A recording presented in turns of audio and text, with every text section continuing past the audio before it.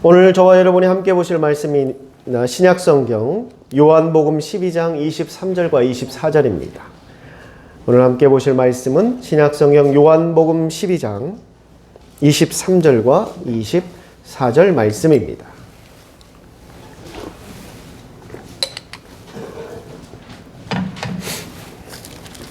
말씀을 저와 여러분이 같이 봉독하겠습니다. 23절과 24절 말씀을 같이 봉독합니다. 23절부터 읽겠습니다. 시작. 예수께서 대답하여 이르시되 인자가 영광을 얻을 때가 왔도다.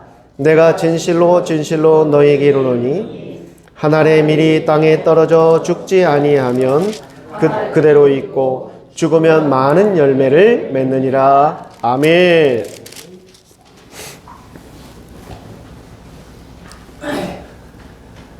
내일은 성탄절입니다.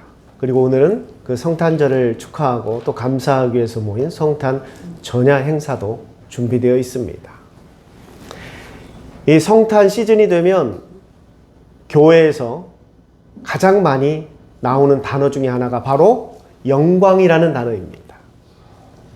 그것은 예수님께서 이 땅에 태어나심이 하늘에는 영광이요 땅에는 평화로다.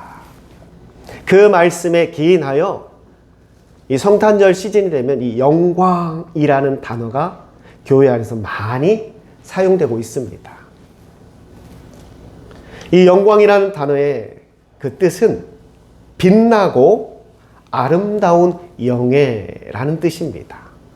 빛나고 아름다운 영예. 오늘 본문에서 예수님은 제자들을 불러 모으시고 그동안 3년 동안 예수님을 따라다니고 그 고생도 하고 어려움도 겪었던 제자들에게 오늘 본문 23절의 말씀을 선포하십니다. 예수님 뭐라고 말씀하시느냐? 예수님께서 대답하여 이르시되 이제 잘 들으라. 이제 인자가 영광을 얻을 때가 되었도다. 할렐루야. 인자가 영광을 얻을 때가 되었도다. 여기서 말하는 인자는 예수 그리스도를 말하는 겁니다. 다시 말해 지금 제자들을 불러 모아놓고 예수님 이렇게 말씀하시는 거, 얘들아 잘 들어라. 이제부터 내가 영광을 받을 때가 되었다 라고 말합니다. 여러분들에겐 이 말씀이 어떻게 다가올지 모르겠지만 3년 동안 예수님을 따라다녔던 제자들에게는 엄청난 기쁨의 소식이었습니다. 그들은 이 말씀을 어떻게 받아들였는가? 야, 이제 내 고생이 끝났구나. 드디어 내가 모시는 예수님이 이 나라의 왕이 되시는구나. 예수님을 쫓아다니던 제자들은 예수님의 수없이 많은 이적들을 보았습니다. 첫 번째, 가나안 혼인잔치에 참여합니다. 그런데 그곳에 포도주가 다 바닥이 나버렸어요. 손님들은 계속 술을 찾고 있는데 그 손님들에게 내어줄 포도주가 이제 더 이상 없는 겁니다. 결혼식에서 주인공은 사실 신랑과 신부가 결혼식의 주인공입니다. 그렇죠? 그러나 이때 당시에는 신랑과 신부가 주인공이 아니라 하객들이 주인공이에요. 하객들을 얼마나 잘 대접하는가, 그리고 그들이 그 대접을 받고 이제 고향으로 집으로 돌아가서 야, 그 집에서 정말 대접을 잘 받았다라는 이야기를 전해주면 그 집 가문의 명성이 드높아지는 거예요. 그러니 하객들에게 대접하는 게 그 결혼식에서는 매우 중요한 일 중에 하나입니다. 그런데 그 하객들이 찾고 있는 포도주가 바닥이 나버린 거예요. 그런데 예수님께서는 그 빈 항아리에 물을 채우고 그 물이 포도주가 되는 역사를 베푸십니다. 제자들이 다 그것을 봤어요. 또한 38년 된 병자를 아무도 고치지 못하고 살 소망도 희망도 없던 그 병자를 예수님이 한 번에 고치십니다. 또한 여러분들 잘 아는 오병이어의 역사가 그 제자들이 보는 앞에서 펼쳐집니다. 5,000명이 넘는 사람들을 그들을 다 먹이고도 무려 12광줄이나 남아버렸어요. 그걸 누가 봤어요? 제자들이 다 보고 있었어요. 그리고 예수님의 베푸신 그 기적 가운데 절정, 클라이막스는 무엇이냐? 바로 죽은 나사로가 살아난 겁니다. 할렐루야. 그때 당시에도 뭐 여기저기 소문들은 있었어요. 병자를 고치고 귀신을 내쫓는 선지자들이 있었다라는 소문들이 많이 무성했습니다. 예수님이 오시기 전에도 예수님과 비슷한 일들을 했던 사람들이 주변에 많이 있었어요. 의외로. 예수님만 특출나게 사람들에게 야 이렇구나라고 보여진 게 아니라 예수님이 오시기 전부터도 예수님처럼 흉내내고 다니던 사람들이 많았습니다. 그들도 귀신도 쫓아냈고 병자도 고친 적이 있었어요. 그러나 그들 누구도 하지 못한 게 있습니다. 그건 무엇이냐? 바로 이미 죽어버린 사람을, 생명이 끊어진 사람을, 이미 장사해서 그 육신이 이제 부패하기 시작할 정도로 이미 끝나버린 그 사람을 살려낸 사람은 아무도 없었습니다. 그런데 누가 하셨죠? 예수님이 하셨어요. 완전히 죽어서 그 몸에서 이제 썩은 내가 나기 시작해요. 왜? 부패하기 때문에. 그랬던 나사로를 살려내십니다. 제자들이 그걸 봤어요. 그리고 수없이 많은 사람들이 구름처럼 예수님을 따라다닙니다. 예수님이 움직이는 곳마다 적게는 몇백에서 많게는 몇천 명까지. 그런데 여러분 이게 숫자가요. 이때 당시에는 남자만 숫자를 헤아렸기 때문에 실제 여자들, 어린아이까지 합친다면 예수님을 따라다닌 사람들은 많게는 4배가 더 많았을 겁니다. 어쩌면 몇만 명이 쫓아다녔을지도 몰라요. 예수님이 가는 곳마다 사람들이 구름처럼 몰려다녔어요. 그걸 누가 보고 있었습니까? 제자들이 보고 있었어요. 그러면서 제자들 마음 가운데는 야, 이 정도의 인기와 이 정도의 능력이면 우리 예수님이 분명히 왕이 될 것이다. 그런 기대들을 갖고 있었지만 아무도 입 밖으로 그것을 내뱉지를 못합니다. 왜? 불경스러우니까. 불경스러워서 감히 그 말을 꺼내지 못할 뿐이지 이미 그들의 마음에는 우리 예수님이 왕이 될 것이다. 다음에 왕이 되어 이 이스라엘을 통치할 것이다 라는 기대를 다 갖고 있었어요. 그런데 그들이 그토록 기다리던 순간이 지금 오늘 온 겁니다. 그것도 예수님이 직접 이야기하시는 거예요. 얘들아, 이제 드디어 때가 왔다. 실패하면 반역이요. 성공하면 혁명이다. 이게 뭐예요? 요즘 유명한 영화 대사라고 합니다. 이제 내가 영광을 받을 때가 왔다. 그러니 제자들이 얼마나 기뻤겠습니까? 야, 드디어 지금이구나. 이제 예수님을 모시고 저 예루살렘에 가서 그 예수님이 왕이 되는 것을 우리가 보게 되는구나. 여러분, 제자들이요, 예수님이 왕이 되는 것을 물론 보고 싶어 하지만 궁극적인 그들의 목적은 그저 예수님이 왕이 되는 게 목적이 아니라 예수님이 왕이 되면 그 예수님을 따르던 제자들은 당연히 한 자리를 할 수 있기 때문에, 그래서 예수님을 왕이 되도록 부추기고 그렇게 했으면 좋겠다라는 마음들을 가졌던 겁니다. 그런데 오늘 예수님이 그들의 한을 풀어주는 이야기를 하신 거예요. 내가 이제 영광을 받을 때가 되었도다. 얼마나 제자들이 기뻤겠습니까? 기다리던 순간이 왔어요. 이제 고생이 끝났다. 그렇게 3년이 넘도록 예수님을 쫓아다니면서 얼마나 많이 고생하고 길바닥에서 잠을 자고 제대로 먹지도 못하고 쉬지도 못하고 그렇게 뙤약볕에 고생하고 추위에 떨면서 고생하고 그랬는데 이제 이 모든 걸 다 보상받을 때가 됐구나. 야, 예수님이 드디어 이제 일어나시는구나. 드디어 우리가 바라는 일을 이루고자 하시는구나. 그렇게 마음을 먹었어요. 제자들은 너무나 기뻤어요. 그런데 여러분, 뒤에 이어 24절에 예수님은 전혀 다른 이야기를 또 하십니다. 뭐라고 하십니까? 자, 잘 들어라. 내가 너희들에게 진실로 이르노니 한 알의 밀이 땅에 떨어져 그게 죽지 아니하면 열매를 맺을 수가 없느니라. 제자들은 갑자기 그 얘기를 듣고 요즘 많이 쓰는 말로 멘붕이 와버렸어요. 이게 지금 무슨 말이지? 23절까지는 너무나 좋았어요.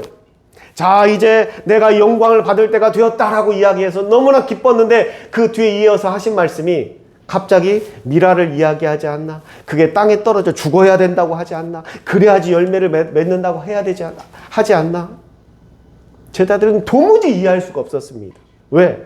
23절과 24절은 제자들을 보기에 너무나 다른 이야기이고 동떨어진 이야기 때문에 그 어느 것 하나 연결되는 대목이 하나도 없습니다. 완전히 극과 극의 이야기를 하신 거예요. 그러면서 제자들은 고민에 빠집니다. 지금 예수님이 영광을 받으시겠다라는 건지 아니면 예수님이 지금 죽겠다라는 건지 도무지 이해가 되지 않는 겁니다. 이미 예수님께서 하신 일을 알고 있는 저와 여러분은 이 말씀의 의미를 다 알고 있습니다. 예수님께서 지금 하신 말씀, 내가 이제 영광을 받을 때가 되었다라고 말씀하신 것을 내가 이제 복음을 위해서 죽을 때가 되었다라는 것을 선포한 겁니다. 십자가의 죽음에 대해서 이야기하시는 거예요. 그래서 24절에 말합니다. 내가 죽어져야 구원이 이룰 수 있는 것이고 내가 죽어져야 너희들을 살릴 수 있는 것이다. 그게 23절과 24절에 예수님께서 하신 말씀이에요. 그러나 예수님의 그 모든 사역을 알고 있는 저와 여러분은 이 말씀을 이해했지만 이때 당시 제자들은 몰라요. 모릅니다. 앞으로 무슨 일이 벌어질지 모릅니다. 그들은 예수님께서 이제 얼마 지나지 않아 십자가에 달려서 죽게 될 것이라는 것을 그들은 상상도 하지 못했습니다. 그랬던 그들에게 오늘의 이 말씀은 너무나도 이해하기 힘든 말씀이 되어버린 거예요. 자신들의 바램대로 예수님이 영광을 향해 나아간다라는 말인지 아니면 지금 예수님이 죽으러 가겠다라는 말인지 제자들은 도무지 이해하지를 못한 겁니다. 그런데 왜 이해를 하지 못했는가? 그들은 그 마음 가운데 죽어질 미랄보다 무엇에 더 관심이 많았기 때문에 영광에 관심이 많았기 때문에 이미 그들의 마음은 영광에 팔려 있었고 그들의 생각은 영광에 집중되어 있었고 그들의 모든 계획과 플랜은 그 영광을 향해서 설계되어져 있었기 때문에 죽어질 미랄에 대한 것은 관심도 없었습니다. 그들의 계획에도 없었던 일이에요. 그랬기 때문에 지금 그들이 당황하는 것이고 일명 멘붕이 와버린 것입니다. 왜? 그들의 생각과 계획에 없었던 이야기를 지금 주님께서 하셨기 때문입니다. 성도 여러분, 우리는 이 성탄절 시즌이 되면 영광에 대해서 또한 이 영광이란 단어를 많이 부르고 또한 찬양하고 설교를 통해 이야기합니다. 그런데 과연 우리는 그 영광을 어떻게 받아들이고 또한 이해하고 있습니까? 제자들은 겉으로는 예수님께서 영광 받으시길 원한다. 예수님께서 그 영광을 누리길 원하신다라고 말하고 있지만 그들의 속내는 다릅니다. 사실 그들의 더 깊은 내면 그 속내를 들여다보면은 물론 예수님의 영광도 중요하지만 그걸 통해 내가 누릴 영광을 바라보고 있었다는 거예요. 그러면서도 그들은 예수님의 영광을 찬양하고 있습니다.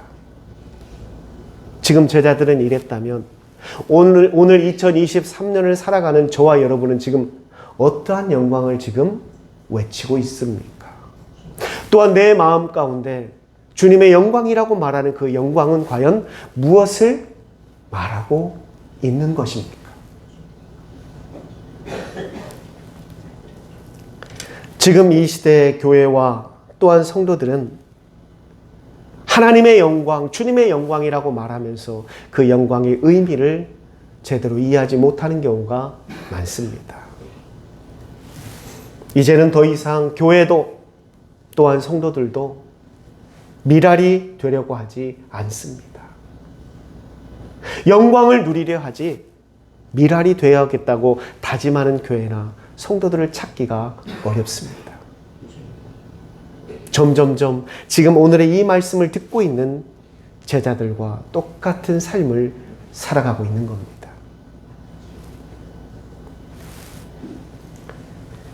이 시대에 과연 주님의 영광을 나타내는 교회와 성도는 어디일까? 어떠한 모습이 주님의 영광을 드러내는 교회와 성도들의 모습일까? 웅장한 교회 건물인지, 그리고 그 안에 가득 메운 교인들인지,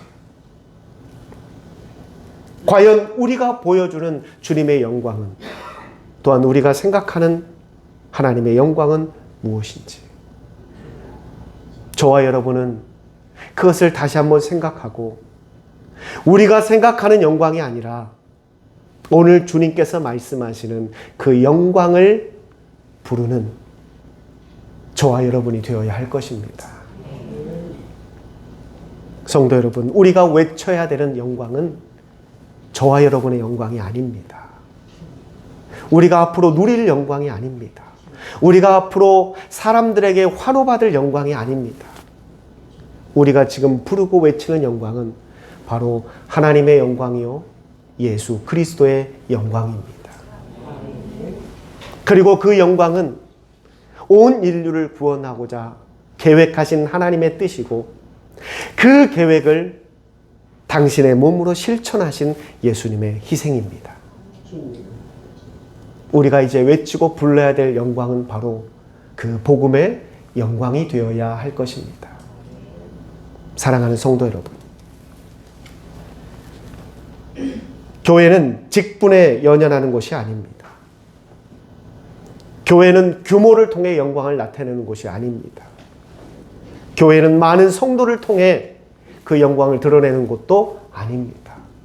교회가 얼마나 부유한지, 얼마나 많은 것을 갖고 있는지, 또는 얼마나 많은 정치인들과 인맥을 함께하고 있는지, 얼마나 많은 연예인들이 교회에 출석하고 있는지, 얼마나 많은 저명 인사가 교회에 출석하고 있는가가 교회의 영광은 아니라는 겁니다.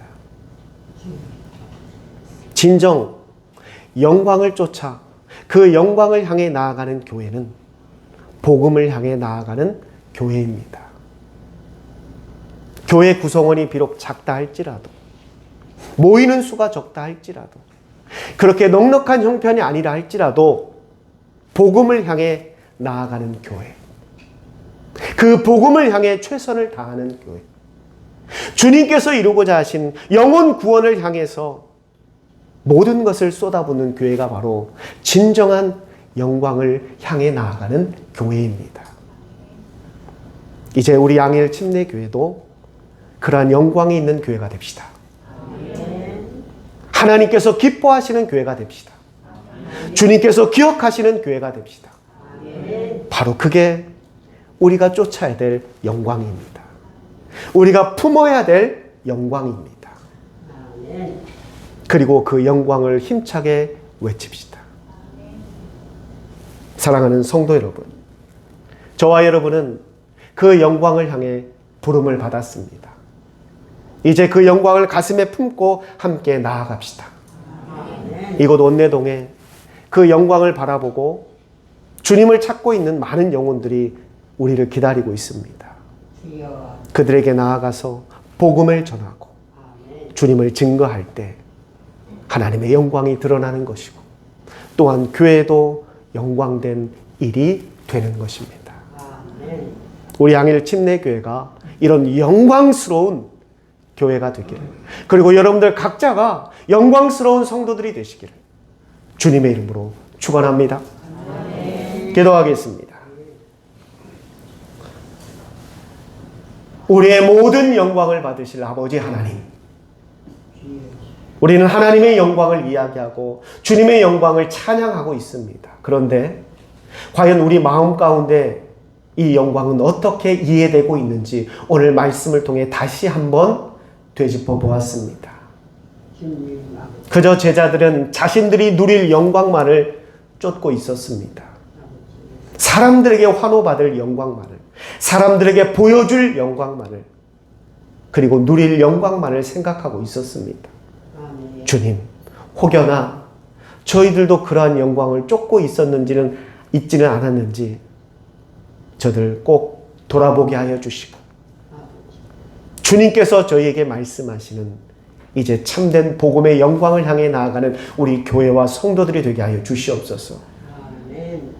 정말 우리 양일 침례교회가 주님께서 보여주신 그 영광을 향해 영혼들을 살리는 복음의 영광을 향해 나아가는 교회가 되어 하나님 앞에 기억되어지고 주님 앞에 칭찬받는 교회와 성도들이 되어 바로 그 모습이 저희들에게 가장 큰 영광이 되게 하여 주시옵소서.